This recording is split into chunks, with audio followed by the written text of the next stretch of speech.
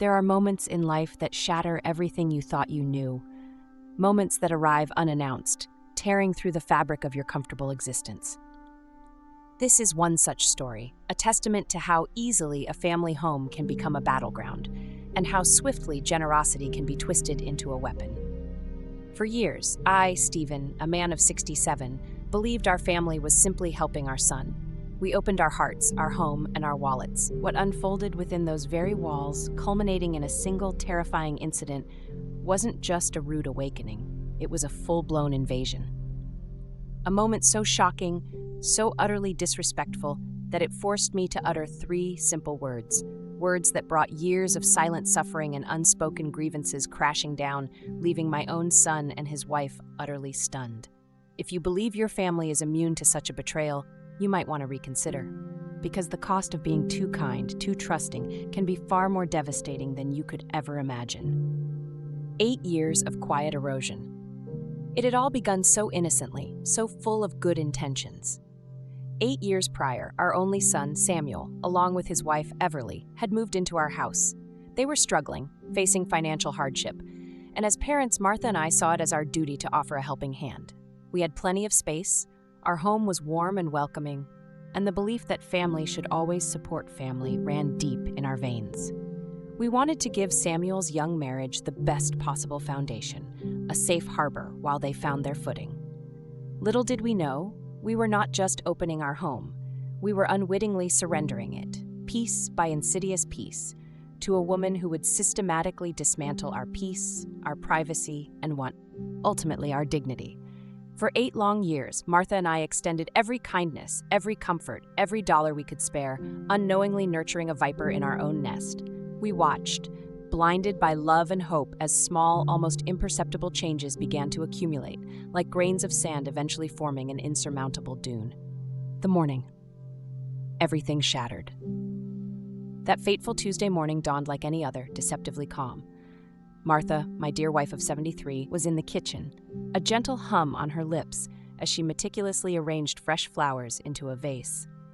Her silver hair, a luminous halo, caught the soft morning light as she moved with the same quiet grace that had first stolen my heart 45 years ago.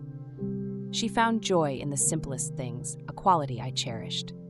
I was settled in my favorite armchair, lost in the rustle of the morning newspaper, when a piercing sound cut through the domestic tranquility. It wasn't just crying, it was the shrill, demanding wail of a newborn.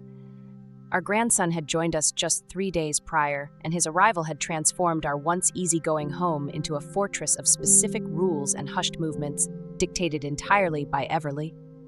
"Stephen, could you ask Martha to keep it down in there? The baby needs his rest." Everly's voice, sharp with an edge of cultivated irritation, sliced through the quiet.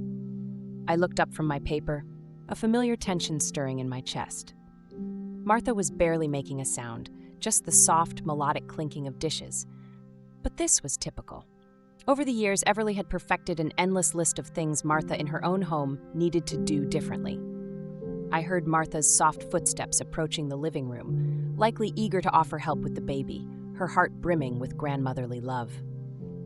My wife had poured weeks into preparing for this grandchild, meticulously buying tiny clothes, setting up a cozy corner in our spare room, dreaming of all the ways she'd spoil our first ever grandchild. Then, the sound that would forever mark the turning point. A sharp, sickening thud, followed by Martha's shocked gasp, and the unmistakable crash of something hitting the hardwood floor. My newspaper slipped from my numb fingers, and I was on my feet in an instant, my heart a frantic drumbeat against my ribs.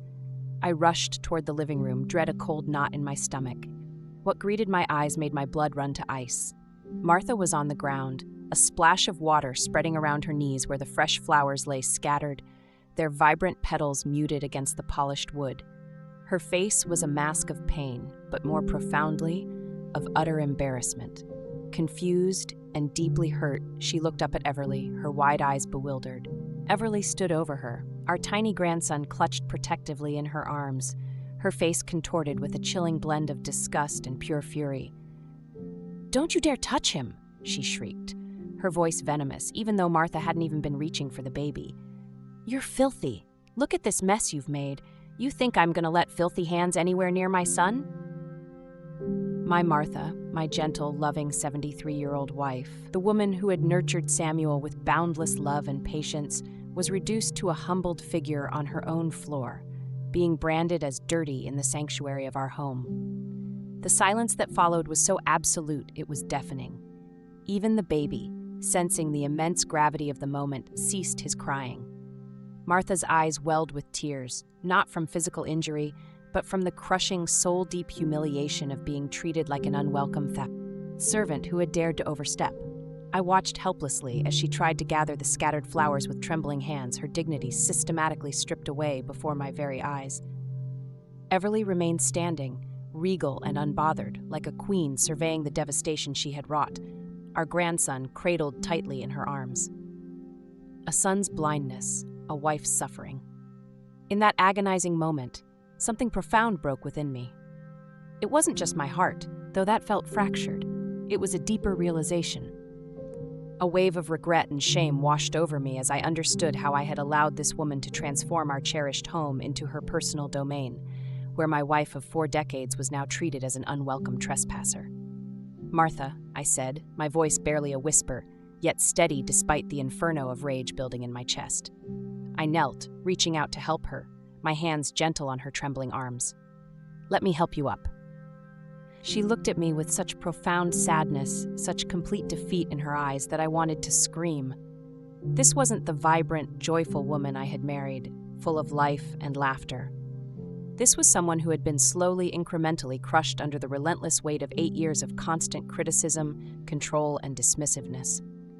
As I helped Martha to her feet, my gaze inadvertently met Everly's. And there, stark and undeniable, was an expression I would never forget. Satisfaction. She was relishing this moment, the raw power, the absolute control, the ability to humiliate my wife with no discernible consequence. "Samuel!" I called out, my voice cutting through the suffocating tension, sharper than I intended. My son appeared in the doorway almost immediately, looking profoundly uncomfortable, but not nearly as shocked or appalled as he should have been. It was then, in that chilling instant, that the terrible truth dawned on me. He had witnessed this slow erosion, this steady chipping away at his mother's spirit, for months, perhaps even years, and had done absolutely nothing to intervene. "Dad, Everly's just protective of the baby," he began, his voice weak and defensive, already constructing excuses. "New mothers can be, you know?" "Samuel," I interrupted, my eyes never leaving Everly's defiantly raised chin, "I need to speak with you, now." Everly shifted the baby in her arms, a subtle smirk playing on her lips. "Actually, Stephen, Samuel and I were just discussing how we think it might be better if Martha stayed in the bedroom when the baby's in the main areas of the house. For hygiene reasons, you understand?" Hygiene reasons. About my wife. In our own home. I stared at my son, waiting, pleading silently for him to say something, anything, to defend the woman who had sacrificed everything for his happiness. Instead, Samuel merely avoided my gaze, mumbling something vague about doing what's best for the baby. That was the second, crushing realization. This wasn't just about one isolated incident. This was about 8 years of my wife being systematically erased from her own life, from her own home, and me, in my comfortable complacency, being too blind, too passive, or too afraid to truly see it unfolding. I helped Martha quietly gather the remaining scattered flowers, my mind racing through a whirlwind of memories I had been too comfortable, too inert to examine closely. How many times had Everly subtly suggested that Martha do things differently? How many family dinners had Martha spent exiled in the kitchen, preparing meals while Everly held court in our dining room? How many nights had my wife gone to bed early, not out of fatigue, but because she no longer felt genuinely welcome in her own living room? As Martha quietly excused herself to change her clothes, I gently caught her hand. "Are you hurt?" I asked, my voice heavy with unspoken guilt. She shook her head, but the raw truth was visible in her eyes. She was hurt, profoundly so, just not in the physical way I was asking about.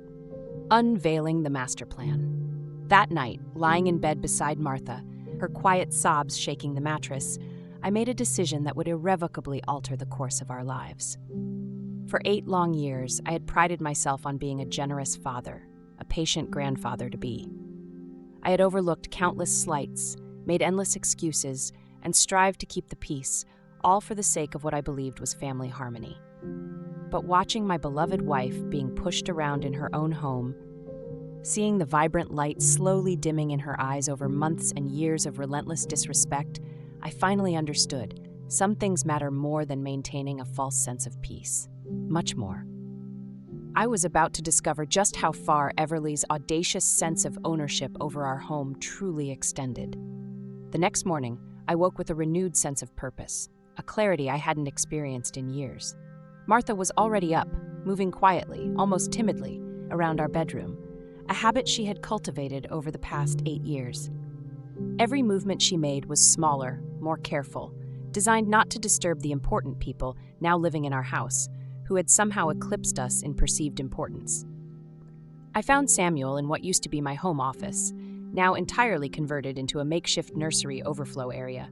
He was changing the baby's diaper, looking tired but surprisingly content. For a fleeting moment, watching him with his son, I remembered the original, pure reason why I had wanted to help him in the first place. "Samuel, we need to talk," I said, keeping my voice low and firm. He glanced up, a flicker of nervousness in his eyes. "Dad, if this is about yesterday, Everly was just tired. New baby and all. She didn't mean anything by it." The immediate defensiveness, the quick dismissal, only solidified my resolve. I pulled a chair close and sat down, meeting his gaze squarely. "Son, your wife pushed your mother to the ground in our own living room. She called her dirty. Does that sound like something we just brush off?" Samuel's hand stilled on the baby's clothes. "She didn't push her, Dad. Mom just lost her balance. Everly was protecting the baby from germs. You know how important that is in the first few weeks." The ease with which he dismissed what we had both witnessed, the ready-made excuse, made my stomach churn with a mixture of anger and despair. "Samuel, I saw it. Your mother was bringing fresh flowers to brighten up the living room. She wasn't even near the baby." "Look, Dad," Samuel said, lifting his son and holding him close, using the baby as a shield. "I know Mom means well, but Everly has very specific ideas about childcare. She's read all the books. She knows what she's doing." I stared at my son, this 34-year-old man who had apparently forgotten that his mother had successfully raised him without any books telling her she was dirty or how to avoid germs. "And what about our ideas, Samuel? This is our house." Something flickered across his face then, an uncomfortable, fleeting expression of guilt. "Of course it is, but we're living here too, and we need to think about what's best for everyone." "What's best for everyone?" I repeated slowly, letting the words hang in the air. "Tell me, son, when was the last time your mother felt comfortable in her own living room?" Samuel shifted uncomfortably, avoiding my eyes.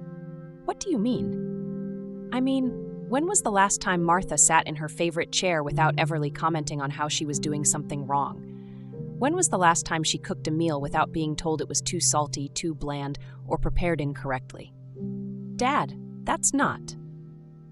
"When was the last time your mother spoke at dinner without being interrupted or corrected?" The silence that followed stretched between us, thick and heavy. Samuel looked down at his son, deliberately avoiding my gaze. The baby made small, contented noises, completely oblivious to the fact that his very presence had, in a twisted way, become a weapon in a war that no one had officially declared. "Everly just has high standards," Samuel finally offered, a weak defense. "And Mom, well, she's getting older. Sometimes she forgets things or doesn't do things the way Everly prefers." "The way Everly prefers?" I echoed, the incredulity evident in my voice. "It's not just your house anymore, Dad. It's our family home." There it was. The chilling truth I had unconsciously been avoiding for 8 years. Somehow, without any formal discussion, without any explicit agreement, our beloved house had ceased to be our home. It had morphed into their temporary kingdom, with Martha and me relegated to the roles of reluctant, aging subjects. I thought about all the subtle changes that had occurred so gradually I had barely noticed them. How Everly had rearranged our living room furniture because it flowed better.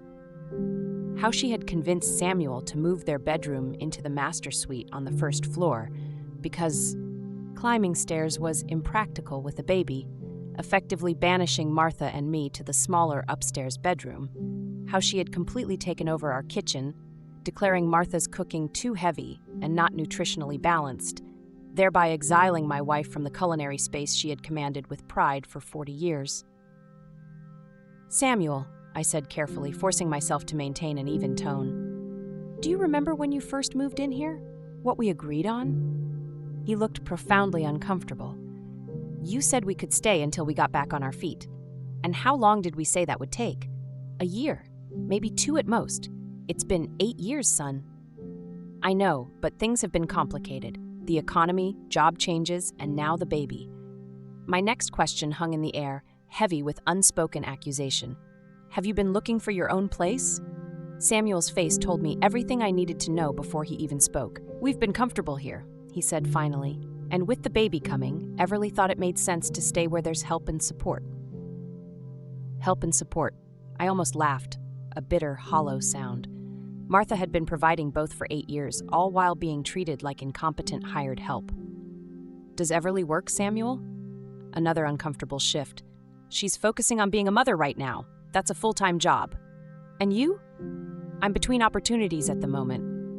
But with the baby, we need to be smart about childcare costs." A cold dread settled in my chest. My son was unemployed. His wife had never worked during their 8 years in our house, and they were now, apparently, planning to stay indefinitely because actually leaving would require them to support themselves. "Samuel, who pays for your groceries?" He looked at me as if I'd asked a utterly inappropriate question. "We contribute when we can. Who pays for your car insurance, your phone bill, the utilities that have tripled since you moved in?" "Dad, we're family." "Family?"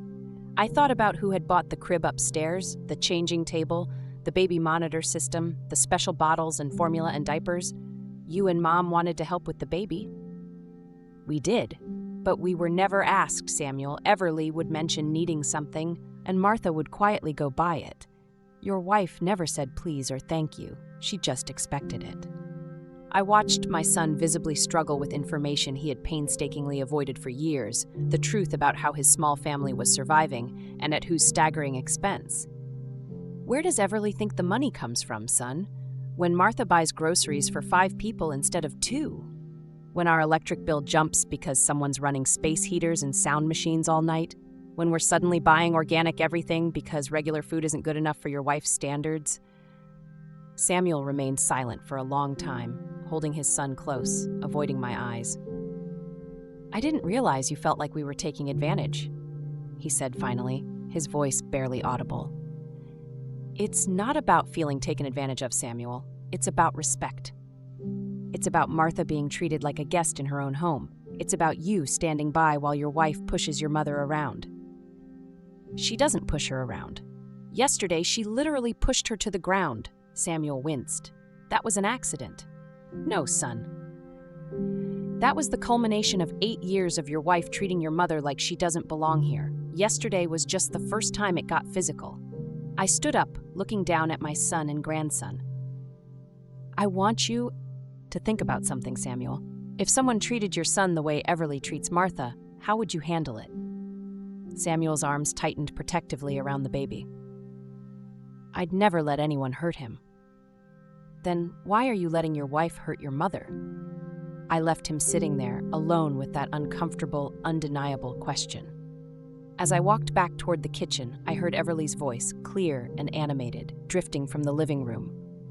She was on the phone with someone, and her tone was completely different from the exhausted new mother act she put on around us. "Oh, it's perfect," she was saying, her voice brimming with confidence and satisfaction. "We have the whole place basically to ourselves. The old woman mostly stays upstairs now, and Stephen's completely manageable. Samuel does whatever I tell him to do." I stopped walking, frozen in place. She was talking about us, about our home, about my wife. "No, we're not planning to move anytime soon," Everly continued, a smirk audible in her tone. "Why would we? Free house, free food, built-in babysitting. It's like winning the lottery, except easier." The person on the other end must have said something, because Everly laughed then, a high, triumphant sound I'd rarely heard in our house. "Trust me, they're not going anywhere. Martha's too beaten down to cause trouble, and Stephen's too much of a pushover to make demands. By the time they realize what's happening, we'll have everything exactly how we want it. I stood frozen in our hallway, listening to my daughter-in-law dissect our family, our lives, like we were unwitting marks in some elaborate long-term con game. The casual cruelty in her voice, the utter absence of gratitude or affection, made me realize with terrifying clarity that what had happened yesterday wasn't an isolated incident or a moment of new mother stress. It was Everly, finally, unequivocally, showing her true face for the first time, confident that there would be absolutely no consequences. As I stood there, listening to her laugh about how easily she'd manipulated our family, I understood that the conversation I'd just had with Samuel was only the very beginning.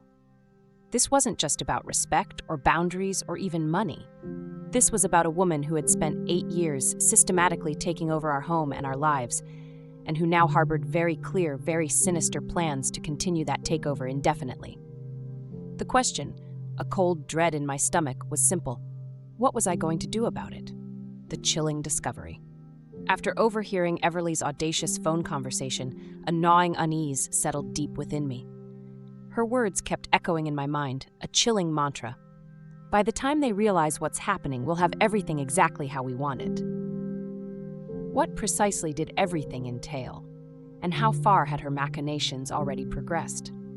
I spent the next few days observing, watching every interaction, every small gesture, with a new critical eye. Martha seemed to sense a shift in my demeanor, a tightening of the atmosphere. But she didn't ask questions. Years of living under Everly's subtle tyranny had taught her that curiosity often led to uncomfortable confrontations, a price she no longer wished to pay. It was Thursday afternoon when I stumbled upon the discovery that truly changed everything. I was down in our basement, searching for our homeowner's insurance documents. My old filing cabinet, once proudly situated in my office, had been relegated to the basement depths when Samuel and Everly had transformed that space into their makeshift nursery overflow. As I rifled through dusty folders untouched for months, my fingers brushed against something that instantly made my blood run cold. Mixed in with our personal familiar documents were papers I had never seen before. They were official-looking forms, all bearing our home address, but conspicuously lacking our names. I pulled out a stack of these documents, my hands trembling slightly as I began to read. Utility bills. But not in my name, nor Martha's. They were all in Everly's name. Not just one or two, but months' worth. Electric, gas, water, cable, internet. All transferred without our knowledge or consent to Everly Hartwell. But even that wasn't the worst part. At the very bottom of the stack was a form I recognized. A form that triggered a jolt of disbelief so profound it stole my breath. A mail forwarding request, with the Postal Service, redirecting all mail for our address to come under Everly's name first. The date on the form was 6 months old. I sank hard onto an old, forgotten chair in the basement, staring at the papers, utterly speechless. Everly hadn't just been arranging, she had been systematically putting our entire home's services into her name. Without a word, without a single ask for permission. I climbed the stairs, my legs feeling strangely heavy and shaky, and went straight to our mailbox. Sure enough, now that I looked with truly open eyes, I noticed that most of the mail we received was addressed to E. Hartwell, with our actual correspondence mixed in almost as an afterthought, camouflaged. How had I missed this? How long had she been intercepting our mail, our bills, our personal correspondence, orchestrating this silent takeover? I walked back into the house, my mind reeling, and went directly to the kitchen where Martha was quietly preparing lunch. She looked up as I entered, and I could see the unspoken question, the faint apprehension in her eyes. "Martha," I said, keeping my voice low, an effort that felt immense. "When was the last time you saw our electric bill?" She frowned, thinking hard. "Well, you usually handle those, Stephen, but now that you mention it, I haven't seen any bills lying around in months. I just assumed you were paying them online now." "I'm not paying them online, I haven't seen them either."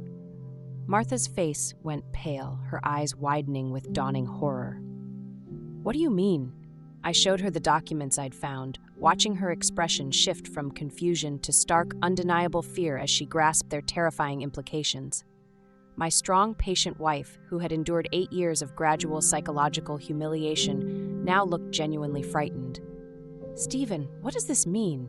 Why would she put the bills in her name?" I didn't want to voice the dreadful conclusion forming in my mind, but the implications were becoming terrifyingly clear. "I think she's trying to establish legal residence here, Martha. If all the utilities are in her name, if she's receiving all the mail, she can claim this as her primary residence." "But it's our house. We have the deed," she protested, her voice a desperate plea. "I know, but if someone wanted to make a legal claim that they were the primary occupants, having all the utilities and mail in their name would be a very good start." Martha sank into a chair at our kitchen table, her face ashen. "She's trying to take our house." Before I could answer, we heard footsteps. Everly appeared in the kitchen doorway, the baby held casually in her arms, her eyes alight with a manufactured curiosity. "Is everything all right?" she asked, her voice saccharine sweet, laced with feigned concern. "You both look upset." I held up the stack of papers, my hand steady despite the fury simmering beneath my skin. "Everly, why are our utility bills in your name?" For just a split second, her mask faltered. I caught a fleeting glimpse of calculation in her eyes, a rapid assessment of how much trouble she was truly in. Then the innocent, puzzled expression returned, as if a switch had been flipped. "Oh, those," she said with a light, dismissive laugh. "There was some mix-up with the billing company a few months ago. They kept sending the bills to the wrong address, so I had them transferred to my name temporarily to make sure they got paid on time. I meant to mention it to you."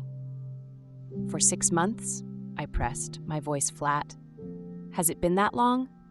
Time flies with the baby coming and everything. I'll call them tomorrow and switch it back if you want." I studied her face, admiring her composure. She was remarkably good at this. Her explanation was just plausible enough, delivered with just the right amount of casual dismissal to sound convincing to an unwary listener. "What about the mail forwarding?" This time the pause was noticeably longer. "Mail forwarding?" "The Postal Service has a forwarding order that sends all mail for this address to you first." Everly shifted the baby in her arms, a subtle maneuver to buy herself more time. "I honestly don't know what you're talking about, Stephen. Maybe there was some mistake when I updated my address after we moved in. You know how confusing Postal Service forms can be."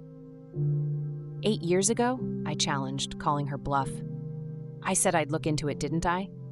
Her voice had a distinct edge now, the sweet tone cracking under the pressure. "I don't understand why you're making such a big deal about this. We're family. We all live here together." "It's our house, Everly." She looked at me then, with an expression I can only describe as profound pity. "Of course it is. I never said it wasn't. But we live here too, Stephen. We contribute to the household. It makes sense for the bills to be organized efficiently." Martha spoke up for the first time, her voice quiet but surprisingly steady. "How do you contribute to the household, Everly?" The question hung in the air like a challenge, sharp and undeniable. Everly's eyes narrowed slightly as she fixed her gaze on my wife. "I take care of the baby. I manage the household schedules. I make sure everything runs smoothly. By putting our bills in your name without telling us, by handling practical matters that you and Stephen obviously don't have time for anymore." The condescension in her voice was unmistakable now, brazenly apparent. She wasn't even attempting to hide it. "We're not senile, Everly," I retorted, my voice tight with suppressed fury. "We've been managing our household and finances for over 40 years. "Of course you have," she said, her tone suggesting the exact opposite. "I'm just trying to help, but if you'd rather handle everything yourselves, that's fine. Samuel and I can find somewhere else to live." It was a threat, thinly disguised as accommodation. She was betting, quite literally, that we wouldn't call her bluff, that the mere thought of losing access to our newborn grandson would force us to back down, to capitulate once more. But something fundamental had shifted within me since I'd found those damning papers. The chilling realization that she had been systematically working to establish a legal claim to our home had awakened a fierce protectiveness I had kept buried for far too long. "Actually," I said, my voice calm, steady, and utterly resolute, "I think that might be for the best." Everly's face went instantly white, the blood draining from her cheeks. Excuse me? I think it's time for you and Samuel to find your own place. You've been here 8 years. That's long enough. You can't be serious, she gasped, her composure completely shattered. I'm completely serious. Samuel, she shrieked, her voice sharp with sudden panic. Samuel, get in here. My son appeared within seconds, looking utterly alarmed, drawn by the raw urgency in her tone. What's wrong? Your father is trying to kick us out, Everly wailed, her voice trembling with manufactured emotion. He's upset about some silly paperwork mix-up, and now he wants to throw us out on the street with a newborn baby. Samuel's gaze darted between us, confused and visibly uncomfortable. Dad, what's going on? I handed him the stack of papers, forcing him to confront the tangible evidence. Your wife has been putting our household bills in her name without our knowledge or permission. She's also redirected our mail through the postal service.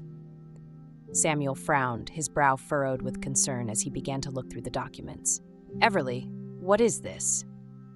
It's nothing, she said quickly, dismissing it with a wave of her hand. Just some administrative convenience to make sure bills got paid on time. Your father is making it sound much more sinister than it is. For 6 months, Samuel asked, echoing my earlier question, his voice laced with dawning suspicion. I told you. I meant to mention it. With the pregnancy and everything, it just slipped my mind. Samuel looked at the papers more carefully now, and I could see the exact moment when the grim implications began to sink in. This makes it look like you're the primary resident here. That's ridiculous, Everly snapped, her voice rising in pitch. It's just paperwork. Your parents are acting paranoid. But Samuel wasn't looking at his wife anymore.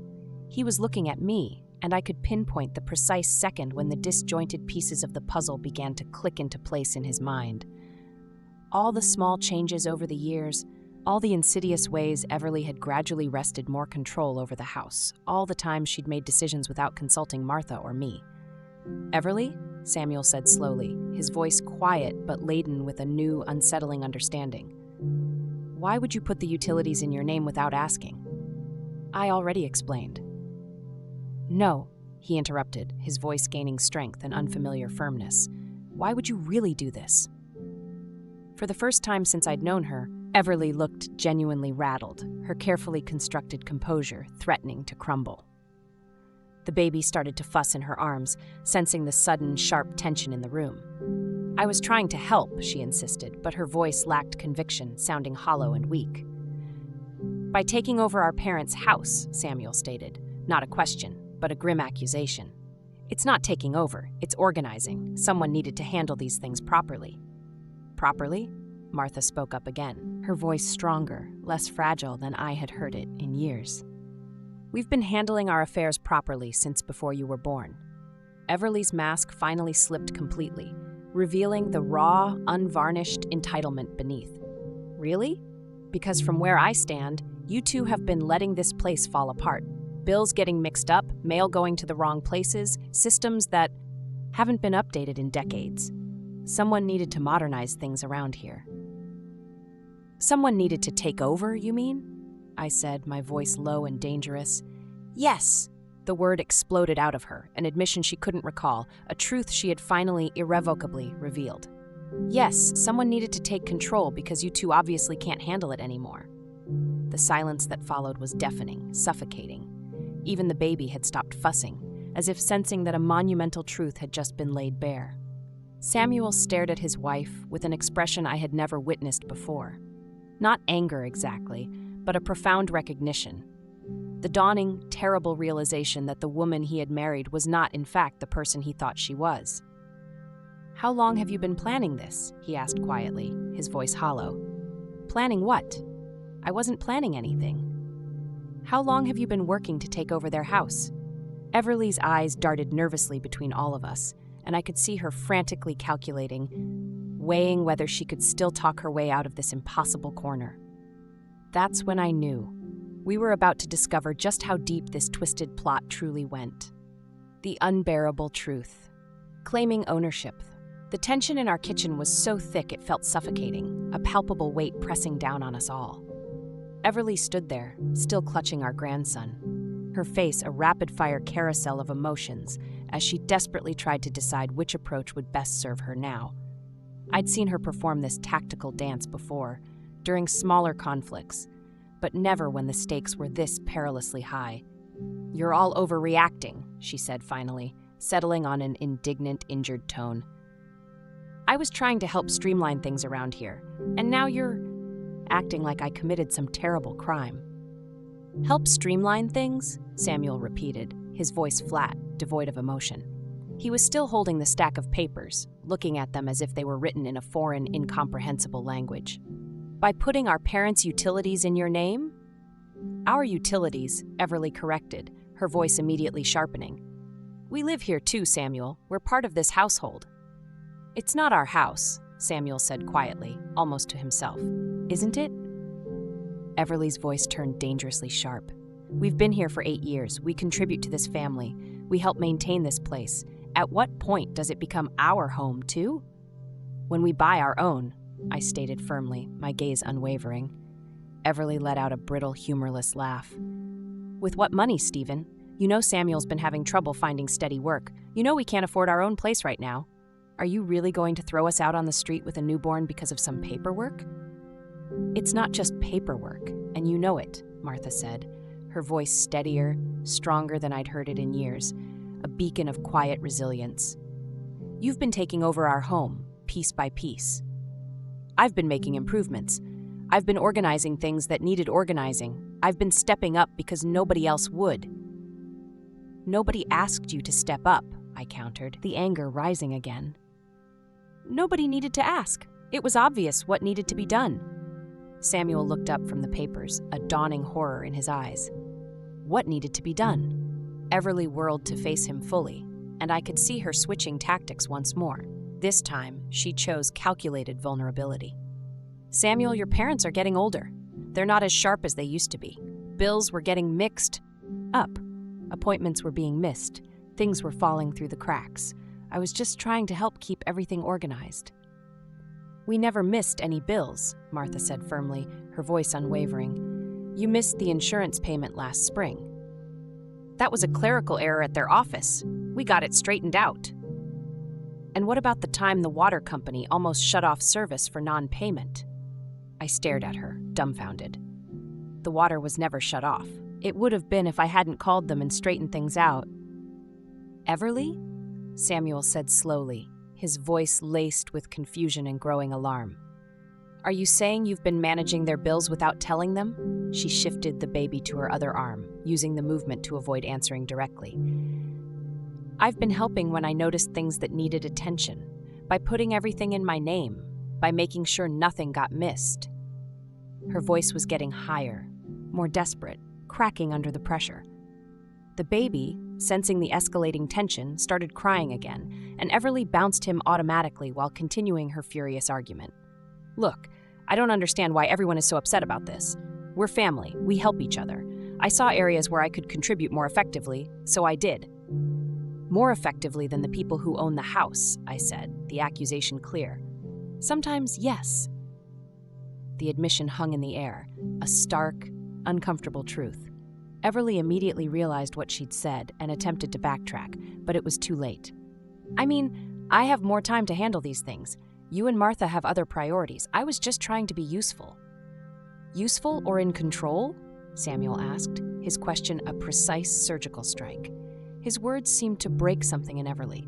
Her careful composure cracked, and for the first time I saw the true, raw anger underneath. "Yes, in control," she snapped, abandoning all pretense. "Someone needed to be in control around here because nothing was getting done right. Do you know how frustrating it is to watch things being handled inefficiently when you know you could do it better?" "So, you decided to take over," Martha said, her voice an indictment. "I decided to step up and handle things that needed handling, without asking permission, without needing permission." Everly's voice was full of unbridled fury now.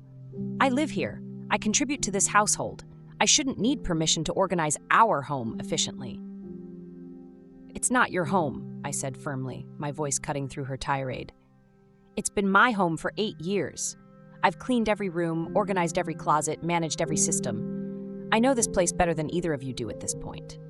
The sheer arrogance in her voice was staggering. She genuinely believed that living in our house for 8 years gave her more claim to it than our 4 decades of ownership. Our blood, sweat, and tears poured into its very foundation. "Everly?" Samuel said, his voice quiet but intense, piercing through her self-righteous rant. "What exactly were you planning to do with all these bills being in your name?" She looked at him as if he'd asked the most idiotic question imaginable. "I was planning to keep the house running smoothly. Someone has to be responsible for these things." "But why did it have to be you?" "Because I'm the one who's here all day. I'm the one who notices when things need attention. I'm the one who has time to handle administrative details." "You could have asked us to handle our own bills," Martha pointed out, her logic unassailable. "I could have, but why would I when I was already taking care of it?" "Because it's our house," I said again, my patience finally irrevocably snapping. Everly's own patience, too, disintegrated. "Your house that you can't afford to maintain without our help. Your house that was falling apart before I started organizing it. Your house that Samuel and I have been subsidizing with our presence and our labor for 8 years. Subsidizing?" Samuel's voice was incredulous, a mixture of shock and outrage. "Yes, subsidizing? Do you think we've been living here for free? Do you think I haven't been contributing? I've been managing this household, maintaining these systems, improving this property. That has value, Samuel. That's worth something." "Not ownership," Martha said firmly, shaking her head. "Isn't it?" Everly challenged, her eyes blazing. "At what point does sweat equity become actual equity? At what point does the person who's actually running the household get a say in how it's run?" I felt a cold, dreadful certainty settle in my stomach. This wasn't just about bills and mail forwarding. This was about a fundamental, deeply entrenched belief that her 8 years of living under our roof had somehow conferred upon her legitimate ownership rights. "Everly," I said carefully, my voice laced with a dangerous calm, "do you think you own this house?" She looked at me as if I were being deliberately dense, as if the answer were so obvious it barely warranted a response. "I think I've earned a stake in this house, yes. I've earned a stake in the house where I've lived for 8 years, where I've raised my family, where I've contributed my time and energy and effort to make it a better place." Samuel stared at his wife, his face a mask of disbelief, as if seeing her, truly seeing her, for the very first time. "Everly, this is insane. You can't just claim ownership of someone else's property because you've been living there." "Can't I? What about common law marriage rights? What about tenant rights? What about the fact that I've been the primary person managing this property for years?" "You're not married to the house," Martha said, but her voice was shaking now, the weight of Everly's entitlement finally breaking through her stoic composure. "And you're not a tenant. You're a guest who's overstayed. I'm a family member who's been contributing to this household while you two have been coasting on ownership rights you established decades ago." The breathtaking audacity, the sheer, unbridled entitlement of it left us all speechless for a moment. Everly, misinterpreting our stunned silence as agreement, pressed on. "Look," she said, her voice suddenly adopting a reasonable, almost conciliatory tone, "I'm not trying to take anything away from anyone. I just think we need to recognize the reality of the situation. This house works because I make it work. These systems function because I maintain them. This family runs smoothly because I organize it." "This family," Samuel said slowly, his voice laced with renewed strength. "Or your family? Our family? All of us, including Mom and Dad." Everly glanced at Martha and me, and I saw something cold, hard, and utterly dismissive flicker in her eyes. "Of course, including Stephen and Martha. They're an important part of this household." "An important part," I repeated, the bitter irony not lost on me, "in our own house. In our family home, yes." "It's not a family home," Samuel said, his voice now strong, unwavering. "It's Mom and Dad's home that they've been generous enough to let us live in." "For 8 years, Samuel. At some point, generosity becomes partnership. Not without discussion, not without agreement, not without consent." Everly's face was flushed now, her carefully constructed self-control completely gone, replaced by raw anger. "Consent? I've been getting consent for 8 years in the form of you allowing me to handle these responsibilities. You've been perfectly happy to let me manage everything as long as you didn't have to think about it." She turned to face Martha and me directly, her accusation a poisoned dart. "And you two have been perfectly happy to let me handle all the difficult parts of maintaining this household while you get to play the generous grandparents." "We handle our own household," Martha said firmly, her head held high. "Really? When was the last time you balanced a checkbook? When was the last time you called a utility company? When was the last time you researched the best internet plan or negotiated a better rate for anything?" I realized, with a jolt, that she was right about some of this. Over the past few years, Everly had gradually taken over many of these tasks, always presenting it as helpful efficiency rather than an outright takeover. "That doesn't give you ownership rights," I said, my voice resolute. "It gives me a voice in decisions that affect my family's living situation." "Your family can get your own living situation," Samuel said quietly, his gaze fixed on her. Everly whirled to face him, her eyes blazing with fury. "With what money? With your non-existent job? With my non-existent career? Because I've been busy managing this household for 8 years? That was your choice. That was our agreement. You said we'd stay here temporarily while we got on our feet. You said your parents wanted to help. You said this was the best thing for our family. I said we'd stay temporarily, not permanently, and I never said you should take over their house. I didn't take over anything. I stepped up when stepping up was needed." The baby was crying harder now, disturbed by the escalating shouting. Everly tried to soothe him while continuing to argue, but her frantic multitasking was falling apart under the immense stress. "Maybe," Martha said quietly, her voice still a soft counterpoint to the storm. "The baby should be somewhere quieter." Everly clutched our grandson tighter, her eyes wild. "He's fine where he is. He's upset because we're all shouting. He's upset because his family is being torn apart by selfish people who can't appreciate what they have." The insult was so casual, so utterly matter-of-fact, that it took a moment to register its full venom. Martha's face went white. "Selfish people?" I repeated, my voice barely a dangerous whisper. "Yes, selfish. You have more space than you need, more resources than you use, and a family that's been helping you maintain all of it. And the moment someone asks for basic consideration, you want to throw us out." That's when I knew there was no reasoning with her. In her twisted mind, we were the villains for daring to want control of our own home. She genuinely believed she was the victim in a situation where she had, for years, been systematically attempting to steal our lives. The question, now a searing certainty, was no longer what am I going to do about it, but how am I going to stop her? Samuel's moment of truth.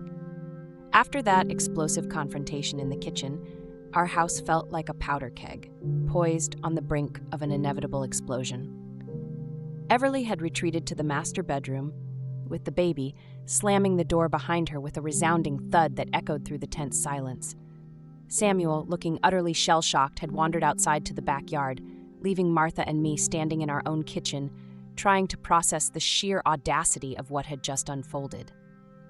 "Stephen," Martha said quietly, her voice thin and trembling, "she really thinks she owns our house."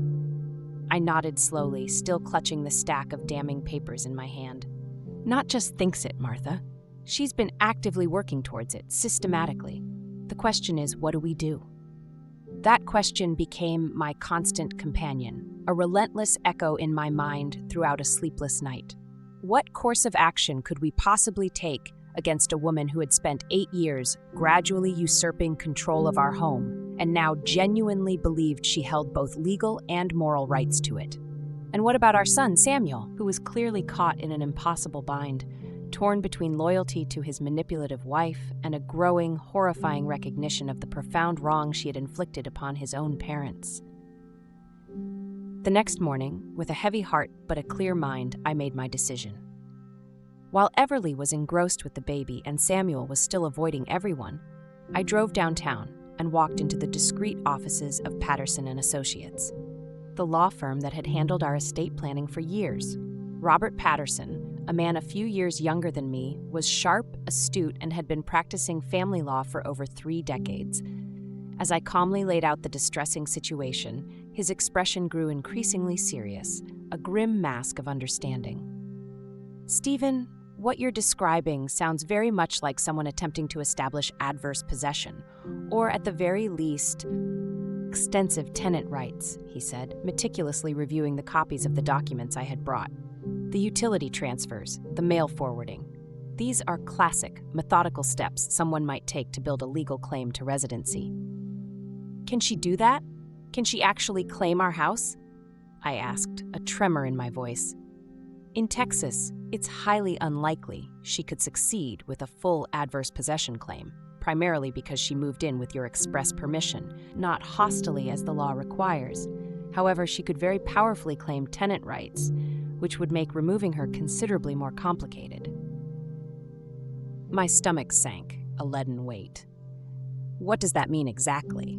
It means that if she has successfully established herself as a tenant, even without a formal lease, you might have to go through formal eviction proceedings to remove her. And if she's gone to the lengths of putting utilities in her name and establishing mail forwarding, she has a strong case that she's been acting as the primary resident. For 8 years, Robert, we've let them live there rent-free because Samuel is our son. I understand that, Stephen, but the law doesn't always distinguish between familial generosity and formal tenancy agreements. If someone has been living somewhere long-term and handling household responsibilities, they can sometimes legally claim tenant rights. I felt a wave of nausea. So, we're trapped? Not necessarily, but you need to be very careful and strategic about how you handle this. If you want them to leave, you absolutely must do it properly, through legal channels. Robert leaned forward across his polished desk, his gaze piercing. Stephen, I have to ask, is there any chance your daughter-in-law has been getting legal advice? The steps she's taken are incredibly methodical. They're exactly what someone might do if they were trying to establish a very strong legal claim to residency. The thought hadn't occurred to me, but as soon as he voiced it, it made terrifying, chilling sense. Everly's actions hadn't been random or emotional. They had been chillingly calculated and systematic. What should I do? I asked, my voice barely a whisper. First, document everything. Every single bill that's been transferred, every piece of mail that's been redirected, every change she's made without your explicit permission. Second, I'm going to draft a formal notice demanding that she transfer all utilities and mail back into your name within 30 days. Third, we're going to establish clear, written expectations for their continued residence in your home, should you even allow that. And if she refuses any of these, then we proceed directly with formal eviction proceedings. It's not pleasant, Stephen, but it's legal and it's final. I left Robert's office with a thick folder of legal forms and a detailed plan of action. For the first time in weeks, I felt a fragile sense of control over the spiraling situation. But when I arrived home, I quickly realized that Everly had been making plans of her own, far more insidious than I had imagined. Martha met me at the door, her face pale with an almost spectral worry. Stephen, you need to see something. She led me directly to our bedroom, where she had been going through our personal filing cabinet.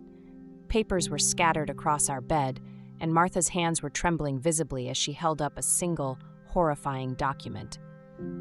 I was looking for our insurance policies to make sure everything was still in our names, she explained, her voice barely a whisper. And I found this mixed in with our papers. It was a deed transfer form, blank, but with our property description meticulously filled in. And at the bottom, in Everly's distinctive handwriting, were meticulous notes about property values and tax assessments. She's been researching how to transfer ownership of our house, Martha whispered, the horror palpable in her voice. A wave of cold, righteous rage washed over me, stronger than anything I'd felt before. Where did you find this? In our filing cabinet. She must have put it there when she was going through our papers to get information for the utility transfers. I studied the form more carefully. This wasn't just a casual inquiry. Someone had provided Everly with specific, highly detailed information about our property, including intricate details that weren't publicly available. Martha, has anyone else been in our house recently? Any strangers? Any service people that Everly might have let in? Well, there was someone here last week while you were at your doctor's appointment. Everly said it was someone from the county assessor's office, checking property values for tax purposes. I thought it was routine. My blood ran colder than ever before. Did you see their credentials? Everly handled it. She said she didn't want to bother me with official business. I grabbed the phone, my fingers fumbling slightly, and called the county assessor's office. After being transferred 3 times, I finally reached someone who could check their records. "No, sir," the clerk said after a few minutes of diligent searching. "We don't have any record of sending someone to your address, and we don't do door-to-door property assessments unless there's been a specific complaint or legal challenge." I hung up the phone, my hand shaking, and looked at Martha, her eyes wide and fearful. It wasn't a county assessor.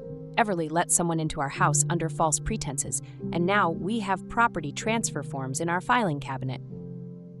"Stephen, what is she planning?" Before I could answer, we heard the familiar sound of the front door opening and Samuel's voice calling out, "Mom, Dad, where is everyone?" I quickly gathered up the incriminating papers from our bed and went downstairs. Samuel was in the living room, holding his son, looking more serious, more troubled than I had seen him in years. "Dad, we need to talk," he said without preamble, his gaze meeting mine directly. "Yes, we do." I sat down across from him, the deed transfer form held loosely in my hands, a silent testament to Everly's treachery. "But first you need to see this." Samuel looked at the form, his expression growing increasingly troubled, the color draining from his face. "Where did this come from?" "Your mother found it in our filing cabinet, along with detailed property value assessments and notes in Everly's handwriting." "Dad, I don't understand. Why would Everly have this?" "That's what I was hoping you could tell me." Samuel was quiet for a long moment, bouncing the baby absently, lost in thought. "Last week," he began, his voice hesitant, "she was asking me questions about inheritance laws. She said she was just curious about how property transfers work when parents get older." "What kind of questions?" I pressed, dreading the answer. "Things like, if someone lives in a house long enough, can they claim ownership? If someone improves a property significantly, do they get rights to it? If elderly people can't manage their affairs anymore, can family members take over legally?" Each question was like a punch to the gut, a clear blueprint of Everly's malicious intent. "And you told her what?" I told her I didn't know much about it, but that it sounded like she was overthinking things. Samuel looked up at me then, his eyes wide and worried. "Dad, she's not really trying to take your house, is she?" I handed him the thick folder Robert Patterson had given me earlier. "Samuel, your wife has spent months systematically transferring our utilities to her name, redirecting our mail, and now we have evidence she's been researching property transfers. Someone impersonating a county official was in our house last week, gathering information. What do you think she's trying to do?" Samuel read through the documents, his face growing paler with each passing page, the color draining from his complexion. "Oh my God," he whispered finally, the words choked out. "She's actually trying to take your house." "It looks that way." "But that's insane. That's theft. That's fraud." That's what happens when someone feels entitled to something that doesn't belong to them. Samuel handed the folder back to me, burying his face in his hands, his shoulders slumping in defeat. "Dad, I had no idea. I mean, I knew she was controlling about household things, but I never imagined she would do something like this. Never. Samuel, I need to ask you something, and I need you to be completely honest with me." He looked up, his eyes meeting mine. "Okay. Are you part of this? Did you know what she was planning?" The question hung in the air between us, a heavy, painful weight. Samuel's face cycled through a myriad of emotions, hurt, then anger, and finally a profound understanding of why I had to ask. "No," he said firmly, his voice cracking with genuine emotion. "No, I had no idea, and I'm horrified that you even have to ask." I had to.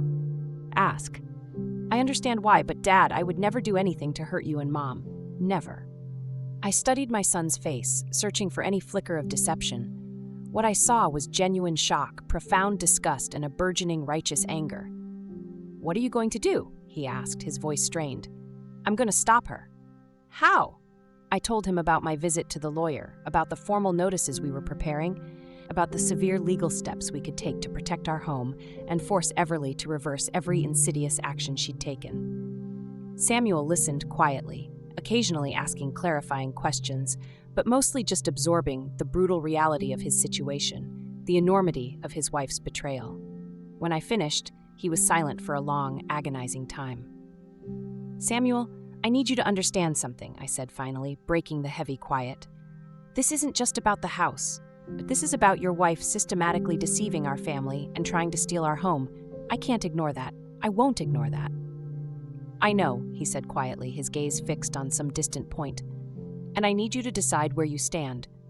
Are you with us, or are you with her?" Samuel looked down at his son, nestled innocently in his arms, then back at me, his eyes filled with a heartbreaking blend of sorrow and resolve. "Dad, she's my wife, but what she's done is wrong." "It's not just wrong, Samuel. It's criminal." "So, what are you going to do?" "I'm going to talk to her. I'm going to give her one chance to fix this voluntarily. If she won't, then I'll support whatever legal action you need to take." "And your marriage?" Samuel's voice was laced with a deep sadness, but it was firm, unwavering. "My marriage to someone who would steal from my parents, I think that marriage has bigger problems than I realized." The ultimate threat and Samuel's stand. That evening, the quiet of our home was shattered by the sound of Samuel confronting Everly. I could hear the agitated cadence of their voices through the walls, though the specific words were indistinct. The argument raged for over an hour, punctuated by periods of shouting that gave way to intense, hushed conversations. Finally, Samuel emerged and came to find me in the living room. His face was grim, etched with a profound weariness, and he was no longer carrying the baby. "She admitted it," he said, without preamble, his voice flat and devoid of emotion. "All of it. The utilities, the mail, the property research. She's been planning this for over a year." "What did she say when you confronted her?" I asked, my heart pounding with a mixture of dread and grim satisfaction. "She said she was protecting our family's future. She said you and Mom are getting older and that someone needed to make sure the house stayed in the family when you're gone." "She said she was protecting the family by stealing from us?" "She said she was ensuring that the house would go to people who actually take care of it instead of being sold to strangers." The twisted, self-serving logic was almost breathtaking in its audacity. "And what did you tell her?" "I told her that what she was doing was theft and fraud. I told her that if she didn't fix everything immediately, I would support you in having her arrested." "How did she react to that?" Samuel's face hardened, his jaw clenched with anger. "She told me that if I sided with you against her, she would make sure I never saw my son again." That threat changed everything. This wasn't just about property fraud anymore. This was about a woman so consumed by her desires that she was willing to use her own child, our grandson, as a cruel, calculating weapon to achieve her goals. "Samuel," I said carefully, my voice low and steady, "what do you want to do?" He looked at me with eyes that instantly reminded me of the little boy I had raised, the one who always, without fail, tried to do the right thing, even when the path was impossibly difficult. "I want to do whatever it takes to stop her," he said, his voice ringing with conviction. "Even if it means losing my marriage, I won't let her steal from you, and I won't let her use my son as blackmail." The next morning, without hesitation, I called Robert Patterson and informed him that we were ready to proceed with formal legal action. The time for family discussions for hesitant compromises was definitively over. Everly had made her choice. Now it was time for her to face the full, unsparing weight of the consequences. Taking back what's ours. The formal legal notice was served to Everly on a crisp Tuesday morning. I watched through our living room windows as the process server, a somber figure with official documents in hand, approached our front door. Martha stood beside me, her fingers intertwined with mine, both of us knowing that this moment, this quiet act, would irrevocably change everything. Everly answered the door, our baby grandson cradled in her arms, likely expecting a package delivery or a friendly neighbor. When she realized what was happening, her face cycled through a torrent of emotions I will never forget. Confusion, then dawning recognition, swiftly followed by pure, unadulterated rage. She slammed the door so hard that the baby, startled, began to cry. The legal notice was comprehensive and unequivocal. It explicitly required Everly to transfer all utilities back into our names within 7 days, to cancel the mail forwarding immediately, and to cease any and all activities related to establishing residency or ownership claims on our property. Furthermore, it informed her that she had precisely 30 days to vacate the premises voluntarily, or formal eviction proceedings would commence.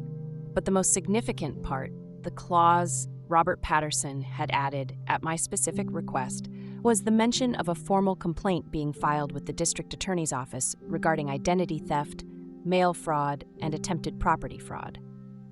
Within an hour of being served, Everly burst into our living room, her face flushed with fury, demanding to speak with Samuel and me.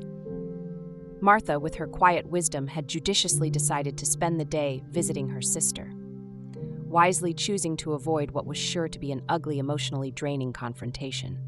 "You can't do this to me," Everly screamed, waving the legal papers wildly in the air. "I have rights. I've been living here for 8 years." "You have the right to leave voluntarily," I said calmly, my voice steady despite her outburst. "That's about it." "Samuel, tell your father he's making a mistake. Tell him what this will do to our family." Samuel, to his immense credit, had clearly spent the past few days in deep contemplation of his priorities. His resolve was unshakable. "Everly, what you've done is illegal.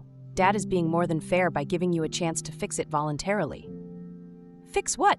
I haven't done anything wrong." "You've committed identity theft by putting their bills in your name," Samuel said, his voice steady, though laced with profound sadness. "You've committed mail fraud by redirecting their mail. You've attempted property fraud by researching ways to transfer their house to your name. These are felonies, Everly." "I was trying to help this family. By stealing from my parents? By taking responsibility when no one else would. I had heard enough." "Everly," I stated, my voice cutting through her desperate rationalizations, "you have 7 days to transfer everything back to our names. You have 30 days to find somewhere else to live. Those are your options. And if I refuse, then you'll be evicted and the criminal charges will proceed." She stared at me with undisguised hatred, her eyes burning with resentment. "You would really do that? You would really destroy your son's marriage and take away your grandson over some paperwork? I would really protect my home and my wife from someone who's been systematically trying to steal from us?"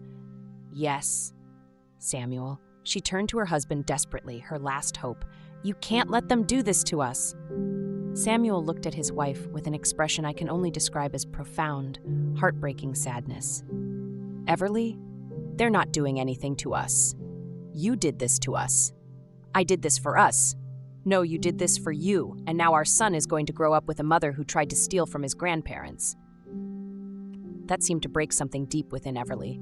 She sank onto our couch, still clutching the baby, and for the first time since I'd known her, she looked genuinely, utterly defeated. "I just wanted security," she said quietly, her voice small and lost. "I wanted to make sure our family had a stable home." "You already had that," Samuel countered, his voice firm. "My parents gave us that freely."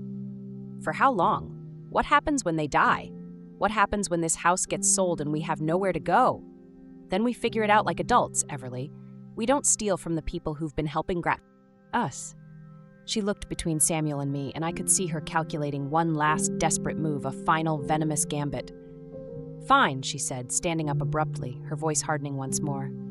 "Fine. You want me gone? I'll go, but I'm taking my son with me, and you'll never see him again." Samuel's face went white, his breath catching in his throat. "Everly, don't do this." "What? Protect my child from people who would destroy his family over money?" "It's not about money. It's all about money," she screamed, her voice shrill with hysteria. "It's about a house and bills and property values. You're choosing money over your own grandchild." I felt something snap inside me then. 8 years of watching this woman manipulate my family. 8 years of seeing my wife become smaller, quieter.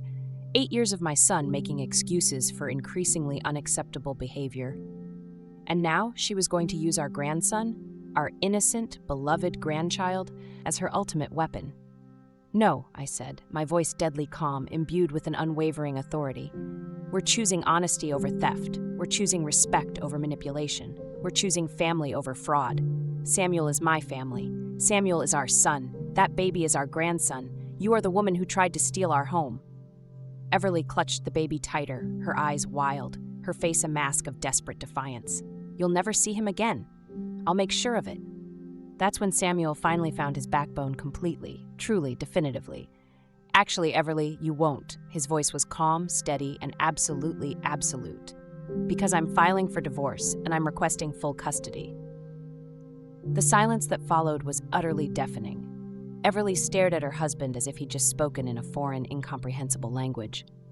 "You can't," she whispered, her voice barely audible. "I can, and I am." Samuel's voice held no trace of doubt or regret. A mother who commits felony fraud against her own child's grandparents isn't someone who should have unsupervised custody of that child. "Samuel, you can't do this to me. You can't take my baby away." "I'm not taking him away. I'm protecting him from a mother who thinks theft and fraud are acceptable ways to provide for her family." Everly's face crumpled then, and for a fleeting moment, a tiny flicker of pity stirred within me. Almost. "Please," she begged, tears streaming down her face. "Please don't do this. I'll fix everything. I'll transfer the bills back. I'll cancel the mail forwarding. I'll move out. Just don't take my baby." "You should have thought about that before you decided to commit crimes," Samuel said firmly, his gaze unwavering. A new beginning. The next few days were a whirlwind of intense legal activity. True to her word, Everly did transfer all the utilities back into our names. The mail forwarding was swiftly canceled. She moved out of our house and into a cheap apartment across town, taking only her personal belongings. However, the criminal charges proceeded regardless. Robert Patterson had advised us that allowing the legal process to run its full course was the only way to ensure that Everly couldn't attempt such a brazen scheme again with someone else. The divorce proceedings were remarkably swift and decisive. When the judge heard about Everly's attempted property fraud, compounded by her cruel threat to use her own child as a weapon against his grandparents, custody was unequivocally awarded to Samuel, with only supervised visitation granted to Everly. 6 months later, I found myself sitting in our backyard, watching Samuel push his son on the brand new swing set we'd installed. Martha was in her garden, humming softly as she tended to her beloved roses, a picture of renewed serenity. The house, our sanctuary, felt like our home again for the first time in years. Everly had been sentenced to 2 years probation and community service for the fraud charges. She was also required to pay restitution for all the legal fees and costs associated with fixing the immense damage she had wrought.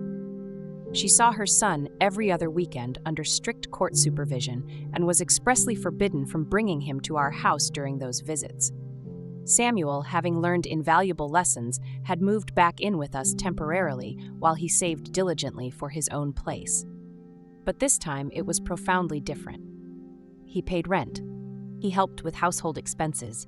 And most importantly, he treated Martha and me like the homeowners we were, not like elderly relatives who needed to be managed or, worse, exploited. "Dad," Samuel said one evening as we sat on the porch, watching his son play innocently in the yard, "I owe you an apology." "For what, son?"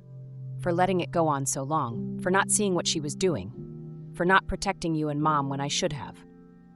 I looked at my son, this man who had found his incredible strength when it mattered most, who had confronted an unbearable truth for the sake of what was right. "Samuel, you did protect us when it counted.